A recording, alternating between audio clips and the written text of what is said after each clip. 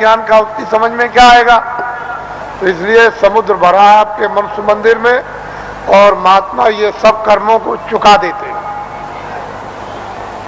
कहीं सेवा कराकर, पानी पिलाकर, कहीं दवा दिलवाकर, कहीं रोटी खिलवाकर, कहीं झाड़ू लगवाकर, कहीं रात बता करके रास्ते में खड़ा करके, कहीं बैठा कर सर्दी में, कभी गर्मी में, ये धीरे से यानी कर्मों को चुका देते हैं। उनके पास में रास्ते हैं चुकाने के, और अदला बदला जब चुका दिया तो वह छुट्टी पा गए। जब तक तुम अदले बदले नहीं दे सकते हो तब तक कोई भी जीव काल के देश से, ये नरकों से 84 से कभी छुटकारा पा ही नहीं सकता।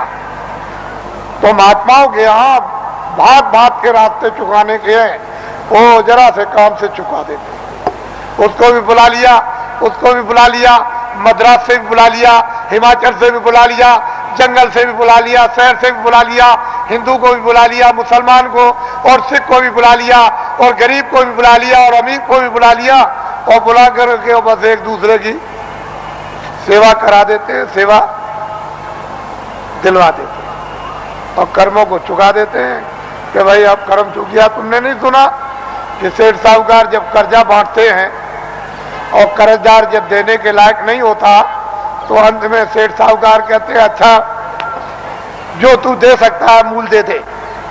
तो कह लगे सेठ जी हम इतना दे सकते हैं, हमारे पास सामर्थ्य नहीं। क्या अच्छा ला दे दे, जा मैं अपने कागज से तुझको माफ करता हूं और ब्याज भी छोड़ देता हूं। तो छोड़ देता। तो ये ब्याज और कर्म कर्जा ये पहाड़ों की तरह से लदा हुआ है, ये बिना संतों के कोई माफ नहीं करेगा। इसको हमेशा इस बात के लिए जब थोड़े दिनों के बाद जब ये विद्या प्राप्त होगी लोगों को तो स्वयं लोगों को अनुभव होने लगता है कि कर्म कर्जा बिना संतों के मैं ब्याज के ये चुक नहीं सकता। आप इसको जानते हैं, मालूम है आपको, लेकिन बहुत सुलभ है, बहुत सरल है, बहुत सहज है।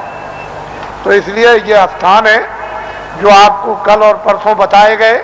इन स्थानों पर ईश्वर और ब्रह्म और पार ब्रह्म और महाकाल पुरुष बैठे हुए हैं। इन्होंने अपने देवी और देवताओं को अपने मतलब ये कारगुजार बड़े बड़े पदाधिकारियों को अपने अपने लोक में इन्होंने स्थापित कर रखा है, और वो सब काम करते रहते हैं। जैसे ब्रह्मा विष्णु महादेव और पार्वती लक्ष्मी और सावित्री, और इन्होंने अपने अपने और लोगों को काम दे दिया, और आद्या महाशक्ति ने इनको काम दे दिया, और निरंजन भगवान ने एक आद्या महाशक्ति का लोक बनाया जिसमें इतना बड़ा लोक है कि मृत्यु लोक से ज्यादा बड़ा स्वर्ग, और स्वर्ग से ज्यादा बड़ा बैकुंठ, और बैकुंठ से बहुत बड़ा शक्ति लोक।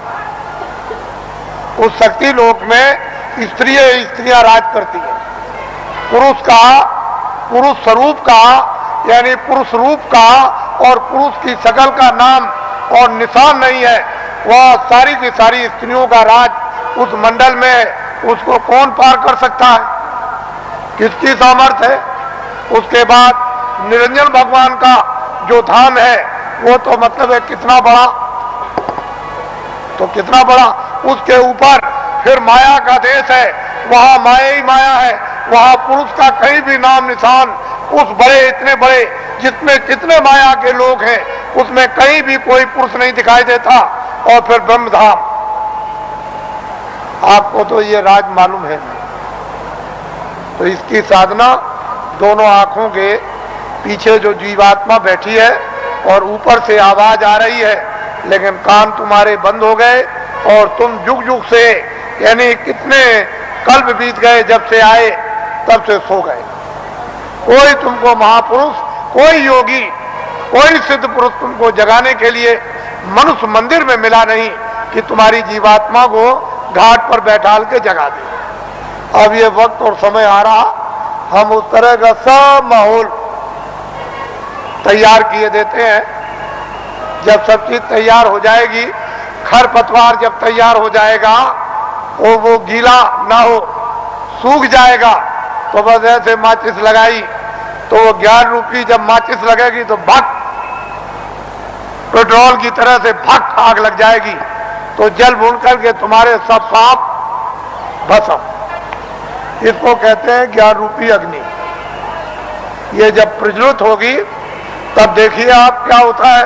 तो हम तो ये वो दिन आपको बताना चाहते हैं कि स्त्रियां भी और पुरुष भी यहीं से बैठकर दिन में काम करेंगे और रोज स्वर्ग में जाएंगे, बैकुंठ में जाएंगे, उधर देवी देवताओं का दर्शन करेंगे और वहां ब्रह्मा विष्णु महादेव उनका भी दर्शन करेंगे और उसके ऊपर भी जाएंगे और रोज लौट करके चले आएंगे और खेती भी करेंगे, दुकान और दफ्तर का भी काम